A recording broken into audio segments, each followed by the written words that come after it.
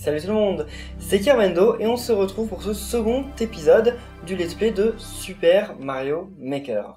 Le dernier épisode, on avait vraiment juste découvert le logiciel, et puis ensuite on était parti faire un peu le mode là de Mario, le mode un peu spécial là, le mode dédié Mario, donc on avait fait pas mal de niveaux, mais on n'avait pas créé, on s'était pas vraiment attardé dans l'outil, et c'est ce que justement j'ai envie qu'on fasse dans cet épisode. Donc pas mal de choses. Déjà j'ai tout débloqué. Donc si vous voulez pas être spoilé, si vous avez le jeu et que vous voulez pas être spoilé, il vaut peut-être mieux ne pas regarder en fait tout ce que j'ai montré dans cette vidéo. Mais sinon donc voilà, en haut on a donc notre barre avec les différents outils. Donc maintenant quand on déroule, j'ai l'intégralité donc de ce qu'il y a à débloquer. On en débloque quelques-uns chaque jour.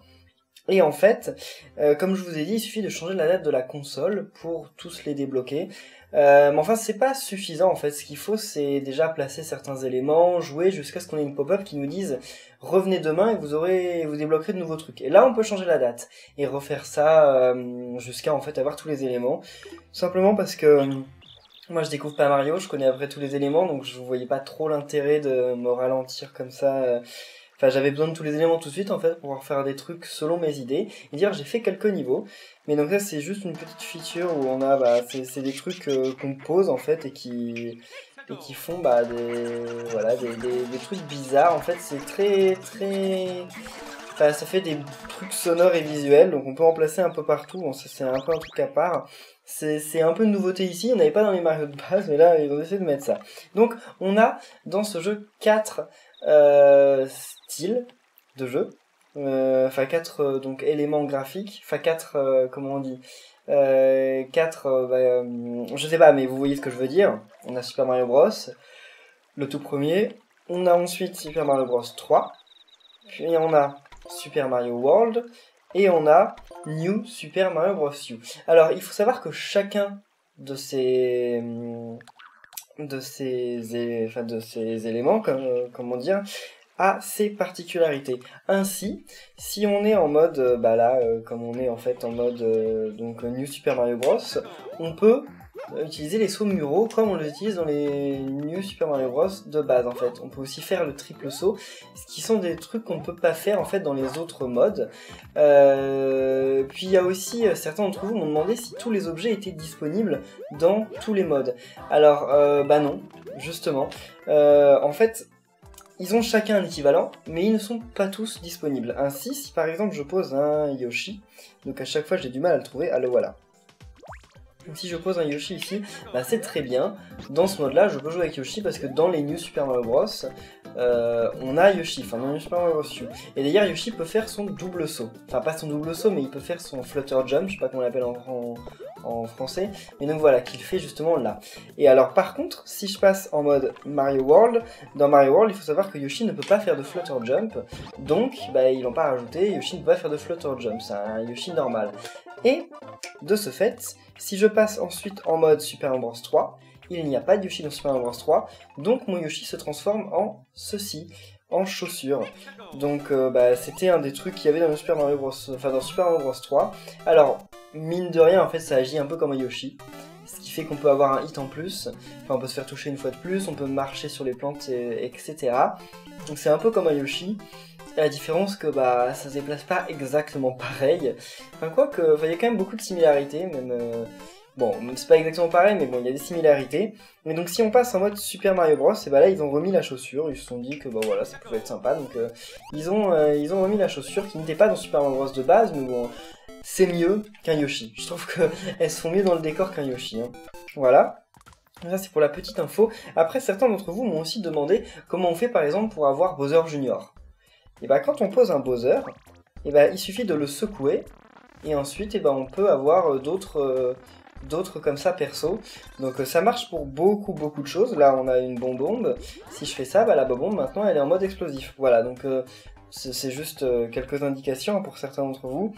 Et de plus, donc je cherchais moi-même comment, donc ça en fait c'est un objet qui transforme Mario aléatoirement en un truc, en un objet qu'on a pu débloquer grâce aux amiibo, mais pas seulement. Ainsi, donc ça en fait c'est le power-up de cet univers. C'est-à-dire que si jamais on est dans New Super Mario Bros. U, ce power-up, bah, c'est tout simplement le Champi Hélice, qui n'est pas dans les autres modes. Hein. On est d'accord, il n'y a pas de Champi Hélice dans les autres Mario. Là, c'est la plume. Et ici, c'est la super feuille. Voilà, ils auraient pu mettre la super feuille dans New Super Mario Bros, mais bon, ils ont voulu faire comme ça des différences entre les modes, et après tout, bon bah, je les comprends. Donc là, on se trouve en Super Mario Bros avec ceci, qui permet de transformer Mario, en fait, en ce qu'on veut dans cette liste. Alors de base, en fait, on n'a pas grand chose. De base, je crois qu'on a que le 6, le 7 et le 8, et ensuite, les autres, on les débloque. Alors, je voulais juste vous montrer, en fait, là, j'ai justement pris mon amiibo Wario. Je sais pas s'il marche dans le jeu, mais bon, j'imagine que oui, hein, c'est l'univers Mario.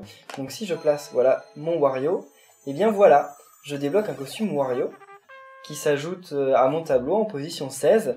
Et donc ça fait que ce champi, au lieu de le laisser en champi, je peux le transformer en fait en Wario. Ce qui fait que si jamais je joue au niveau, bon, on va supprimer ça parce que sinon ça va m'embêter. Si je joue au niveau, bah, je peux ramasser ce champi qui me fera me transformer en Wario. Voilà. Donc c'est assez sympa. Bon, ça fait que bon, j'ai pas trop eu le temps de vous le montrer en fait parce que je me suis fait un peu défoncer immédiatement. Mais regarde, ça. Ok, bon bah je vais transformer en ça parce que j'ai pas pris le bon truc, mais voilà, donc ça ne fait rien de spécial en fait, c'est juste graphique. Disons que j'ai pas de pouvoir en plus. Et ça a un peu l'effet de Mario quand il est grand, parce que comme ça je peux détruire les blocs, et si je me fais toucher par un ennemi, et ben je meurs pas, ça me fait un coup en plus. Voilà. Donc, tout ça pour... voilà, j'ai des petites modifications des niveaux que j'ai uploadés, oui. Et donc, certains d'entre vous m'ont demandé si on débloquait ceci uniquement avec les amiibo. Eh bien, si vous scannez les amiibo en question, par exemple Todd, Bowser Jr., Wario, vous débloquez les tenues qui leur correspondent, c'est logique. Mais le Todd par exemple, ou Ness, ou les Pikmin, mais en fait, je n'ai scanné que Wario et Ness dans le jeu. Tous les autres, je les ai débloqués en fait en finissant le mode des 100 Mario, qui est un mode que je vous montrerai dans la prochaine vidéo, je pense, où en fait, on va faire 100 niveaux au hasard fait par les autres joueurs. Et donc comme ça, si vous n'avez pas d'amiibo, ce n'est pas grave, vous pourrez débloquer, bon ça va être laborieux, ça va durer longtemps, mais vous pourrez quand même débloquer tous les costumes du jeu. Et alors ça d'ailleurs, ce n'est pas Donkey Kong, c'est Donkey Kong Junior. J'étais d'ailleurs assez content de le trouver, juste pour le délire. Mince. Ouais, voilà. Et donc ça fait un petit son différent, et ça fait quand on arrive à la fin du niveau, voilà. On a un jingle qui vient des jeux en question et non pas de Mario. Donc voilà, c'était les petits détails un peu en mode avec l'éditeur. J'ai rien de spécial à vous montrer en plus. Parce que là justement j'ai envie de créer un niveau avec vous. Et donc pour ça justement je vais utiliser des éléments. Donc on va pouvoir voir ensemble. Vous pourrez découvrir ensemble les différents éléments. Donc alors je sais pas trop. J'ai pas trop d'idées en fait. Enfin, ça vient en fait sur le tas. C'est quoi? La forteresse volante, mais en mode Super Mario Bros. Ouais, bof, je savais même pas qu'ils avaient ça. Mais alors, si jamais je. Ok. Donc, en fait, normalement, quand je crée des niveaux, et j'ai toujours une idée. Je fais pas de niveau comme ça en partant de rien au hasard. Mais là, quand je travaillais du moins, comme je vous l'ai dit dans la dernière vidéo, avant je travaillais dans le level design, et on partait jamais, on n'ouvrait jamais l'éditeur et on faisait des trucs au hasard, ça c'est jamais ce qu'il faut faire. Mais là en fait, vu que c'est assez... Enfin l'éditeur est marrant en fait, puis en plus on n'est pas jugé, enfin mes niveaux je vais pas les vendre, donc c'est pas grave s'ils sont pas si bien, et c'est bien de s'amuser comme ça et de partir sans idée vraiment précise. Même si j'ai quand même quelques petites idées en tête. Et alors il y a un truc aussi que je voulais vous dire justement par rapport à tout ça, c'est que dans le... un petit latitude qui va balancer... ça. Bon, je vais voir comment ça marche. Sauf qu'il va mettre trop de temps... Quoi ? Il a trop de mal à les balancer. Ok. Et donc, oui, ce que je voulais vous dire aussi, parce qu'il y a quelques trucs de level design que je voulais vous énoncer, des trucs en rapport avec justement la façon de faire un niveau qui soit qui puisse être... Bah, disons, moi, quand j'ai appris à faire du level design, on m'a toujours dit que déjà, quand on commençait à faire un niveau, il fallait toujours avoir une idée forte en tête. C'est-à-dire que on fait pas un niveau comme ça en mettant tous les éléments. Genre, je vais pas prendre tous les trucs de la palette et les foutre n'importe comment. Ça peut être drôle, 2 secondes, mais concrètement, si tous les niveaux que je fais sont comme ça, vite, ça va me saouler. Déjà à faire et en plus à jouer. Mais donc c'est pour ça qu'en fait il faut se dire autour de quoi on peut tourner, en fait autour de quoi, sur quels éléments on peut jouer pour rendre un niveau intéressant.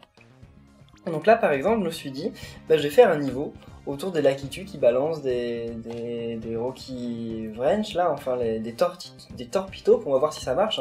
Ça se trouve c'est une idée de merde et ça se trouve ça va pas marcher. Mais donc on va tester ça.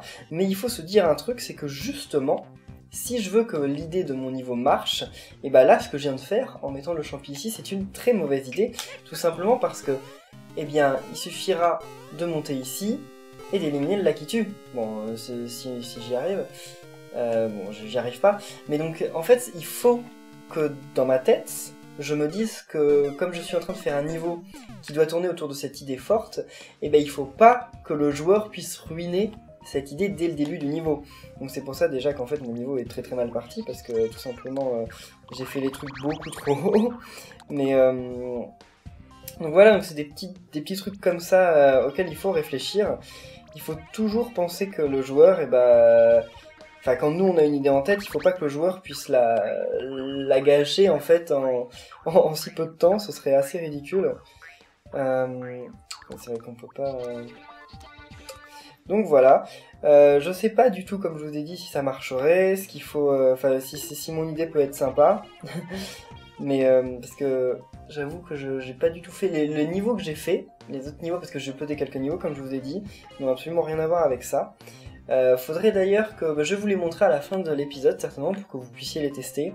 Il y en a l'un d'entre eux qui est extrêmement difficile, enfin moi j'ai galéré. Et donc je l'ai uploadé et à l'heure où je vous parle, je crois qu'il y a 64 tests. Enfin oui, il a été testé 64 fois et il y a 4 réussites. Donc ouais, il est pas facile. Et aussi un truc qui est pas non plus très malin, c'est de placer énormément d'éléments super difficiles dès le début du niveau. Parce qu'en fait, ce qui est bien, c'est de monter en tension dans le niveau, pas forcément de mettre le plus dur à la fin, mais de mettre un peu en palier, quoi, d'avoir quelque chose d'assez facile, enfin pas forcément facile, mais de plus facile, puis ensuite un truc un peu plus difficile, puis on repasse à un truc facile, puis ensuite on repasse à un truc encore plus difficile. Ça peut être intéressant, mais commencer par un truc super difficile, puis ensuite avoir un niveau qui est de plus en plus facile, ça c'est vraiment pas intéressant. Et avoir un niveau qui est difficile, puis qui reste difficile de la même façon sur tout le long, c'est aussi monotone, et pas vraiment intéressant. Donc voilà, par exemple, donc je vous ai énoncé mon idée, mais ce serait bien que le Lakitu n'arrive pas dès le début, parce que justement, comme je vous ai dit, c'est l'idée que j'ai sur le niveau, j'ai pas forcément envie que... comment dire, eh bien que les joueurs, dès le début du niveau, ils se retrouvent avec un truc super compliqué, avec des éléments partout. Donc on va faire, on va faire intervenir mon idée petit à petit. C'est-à-dire que là, on va... Ok. Voilà. On va introduire petit à petit les Rocky Wrench là, parce que... Bon, déjà, si dès le départ, ce serait bien d'avoir ça, mais pas ici. Ok. J'aime bien quand c'est un peu symétrique, mais bon. Alors, qu'est-ce qu'on va mettre dans le champignon pour ce niveau? Je sais pas trop. On va dire qu'on va mettre Bowser Junior, allez. Comme ça, on va le faire se combattre contre lui, même à la fin. Non, par contre, voilà. Mince! Alors ça, je suis parfois perdu, en fait, par certains éléments, par certains raccourcis, certaines touches. Elles me perdent. Voilà. Donc le Rocky Wrench, déjà, je ne savais pas qu'il pouvait pas s'accrocher là-haut. Donc on va le mettre ici. Ça, ce serait... On peut pas l'avancer un peu? Parce que j'ai l'impression que ça met trop... Enfin, bon, c'est pas grave. Parce que le niveau avance trop vite. Voilà. Et donc là, voilà. Comme ça, on se retrouve avec un niveau qui va nous introduire petit à petit les Rocky Wrench. Parce que moi, je pars toujours du principe que le joueur... qui va faire mon niveau. Bon, il découvre pas forcément Mario, hein, on peut partir du principe qu'il a déjà joué à des Mario, mais je pars du principe qu'il a, par exemple, jamais vu de Tortitaupe, donc je me dis, bah pourquoi pas tout simplement, enfin pas tout simplement, justement, s'il n'en a jamais vu, au lieu de lui faire directement un générateur qui va lui balancer tout plein de Tortitaupes à la gueule, et ben il faut lui faire petit à petit intervenir des Tortitaupes pour qu'il voit en fait comment fonctionne cet ennemi avant d'avoir justement un ennemi qui va lui en jeter. Voilà, ça c'est déjà l'une des règles toutes simples qu'on a eu. Et puis au lieu, puis on commence pas non plus un niveau en mettant d'un coup plein de vides partout. On essaye un peu au début de tout serrer, puis ensuite effectivement on peut avoir des trucs un peu plus compliqués, enfin c'est logique. Mais là je sais pas trop. Je fais vraiment les trucs au hasard, hein. Je vous ai dit là j'avais absolument rien prévu avant de faire. Bon ça par contre c'était pas ce que je veux faire. J'avais absolument rien prévu comme niveau, enfin j'avais pas d'idée précise de niveau avant de commencer cet épisode. Donc je sais pas vraiment ce que je suis en train de faire. Je sais pas vraiment ce que ça va donner. On va voir ça. Et en plus... Oui donc là comme ça on pourra se retrouver avec le Lakitu. Et plus tard dans le niveau, on pourra avoir justement un truc un peu plus compliqué qui serait un Lakitu qui lui va balancer des Tortitaupes. Mais déjà pourquoi pas de Lakitu, comme ça sera encore plus compliqué, qui vont balancer des Tortitaupes, mais ces Tortitaupes vont être... L'un va être ailé, je sais pas ce qu'ils font, hein, mais l'autre va être géant. Comme ça, voilà. Et... Ouf, non, ça ira. Et au milieu du niveau, ce serait bien d'avoir justement un Lakitu qui soit au contraire pas méchant, mais qui nous balance des champignons. Comme ça va être un peu perturbant pour le joueur, mais on vit qu'il va se rendre compte que son erreur n'est pas punitive. Parce que moi, ce que j'aime pas faire non plus, c'est de par exemple avoir tout plein de Lakitu qui vont balancer des trucs bien, puis d'un coup, on a un Lakitu ouais non c'est pas ça que je veux. Puis à un moment on a un Lakitu qui balance, enfin dans le tas, qui va balancer des trucs méchants. Ça j'aime pas parce que justement ça fait que le joueur il va être habitué à récupérer des trucs bien des Lakitu et d'un coup sans être prévenu, eh bien il va se retrouver avec un malus, donc il va lui faire perdre des vies, alors que de base ça se passait pas comme ça.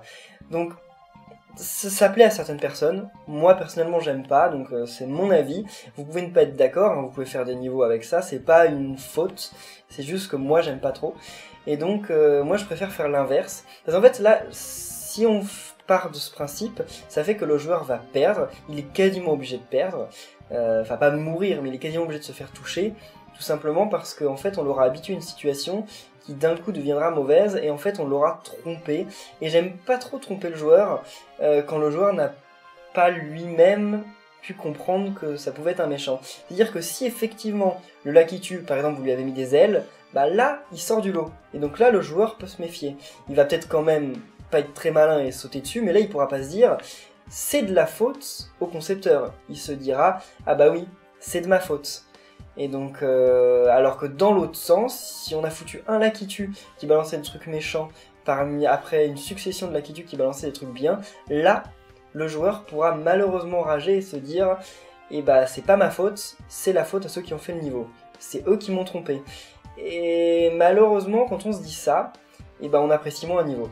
La difficulté, c'est quelque chose de bien dans un jeu vidéo, mais de mon point de vue, on apprécie moins un jeu si on a une difficulté qui est justement trompeuse, qui se base sur des choses comme ça. Alors, comme je vous ai dit, c'est mon avis, mais voilà.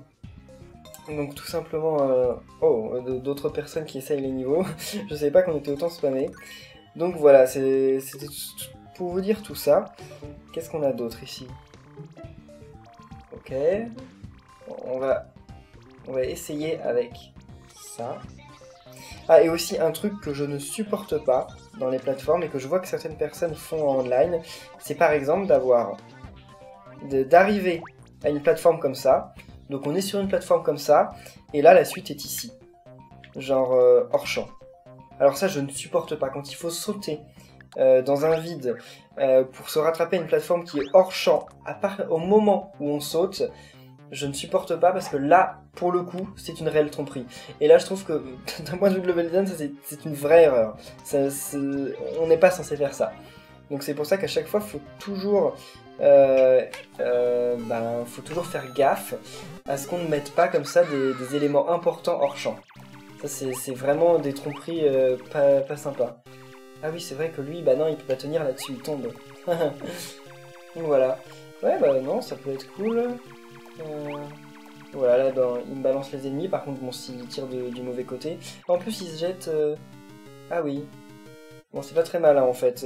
Disons que l'idée de mon niveau tombe un peu à l'eau, parce qu'ils sont vraiment pas malins. Mais on peut quand même... Non, on peut rien lui faire. Si, on peut le foutre là, à la limite. Comme ça, il tirera dans l'autre sens. D'ailleurs, on peut peut-être lui faire ceci. Mais dans ce cas-là, il faut... il faut quelques trucs en plus. Bon, et sinon... Comment faire pour... Parce que eux, en fait, ils sont vachement inutiles. Vous vous rendez pas compte, mais ils sont vachement plus inutiles que je le pensais. Je suis pas très bon, par contre, pour décorer. Ça, c'était un truc que j'avais... Bah, justement, c'était une lacune que j'avais... quand j'étais quand je travaillais justement dans le level design, c'est que je peux peut-être concevoir des trucs qui sont intéressants. Alors après, bon, je vais pas dire que je le fais tout le temps parce que je veux être un peu modeste, mais j'ai pas cette fibre artistique, quoi. Pour moi, les trucs, j'ai absolument pas besoin de se dépenser à ce que les trucs soient beaux. Ils ont juste besoin d'être fonctionnels. Donc bon, je sais que c'est pas cool, mais j'ai toujours été un peu comme ça. Un peu, même pas un peu en fait, carrément. Et là, bah voilà, on se retrouve avec un truc qui est pas... Bon, voilà, mais c'est trop symétrique là en fait. Et bah c'est comme je vous dis, c'est mon problème. Bon, c'est pas grave. Alors, mon niveau sera perfectionné, hein. Je veux juste vous montrer comme ça un petit peu l'outil pour ceux qui l'ont pas. Et je me dis en faisant ça d'ailleurs que ce serait peut-être sympa de faire des lives sur ce jeu où on composerait des niveaux ensemble. Ça pourrait être très sympa. Alors je sais pas, je viens d'y penser maintenant. Après comme je vous dis, moi les lives c'est un peu compliqué, ok, parce que ma connexion est pas optimale. Eh mais là ils vont balancer les torpilles au-dessus, donc c'est pas cool. Ah ouais mais après on peut s'arranger pour... Bon déjà ça c'est bien. Enfin c'est bien, non c'est pas bien, mais je déteste ces ennemis d'habitude, mais là ça peut être cool.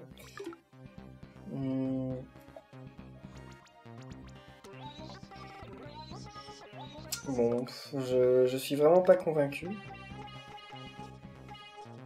Et là en plus on n'a pas de moyen de bien raccorder ça. Ils sont bizarres les ponts dans cette ambiance. Ah oui parce qu'ils se raccordent pas bien en fait. Donc moi ça me gêne. Mais alors, que faire?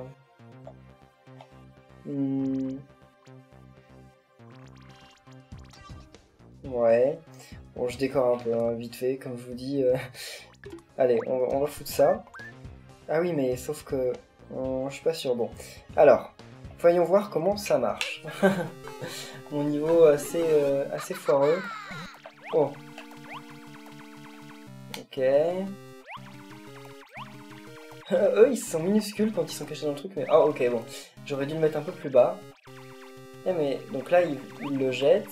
En fait, déjà, il met 3 pompes pour les jeter. Bon, là, c'est un peu plus dérangeant. Oh. Ah. Le truc va pas assez loin. Et comme je vous dis, il a sauté sur un truc comme ça de l'autre côté. Oh. Ah oui, c'est vrai, c'était celui qui me balançait. Je l'avais complètement oublié, lui. Bon, on peut foutre un truc comme ça, là. Alors ça, c'est pas beau, par contre. Je sais pas pourquoi le truc, il fait un... Ah, c'est pas beau? Pourquoi ça fait ça? C'est vraiment pas beau, là. C'est vraiment pas très très beau. Hein. Ouais, j'aime pas vraiment. Mais bon, c'est pas grave. De toute façon, c'est toujours plus joli que mon niveau. Hein. Bon, alors c'est vachement vide. Normalement, je pense que ce genre de niveau pourrait être largement amélioré déjà en mettant des pièces. Hein. Ce que j'oublie tout le temps. Ok.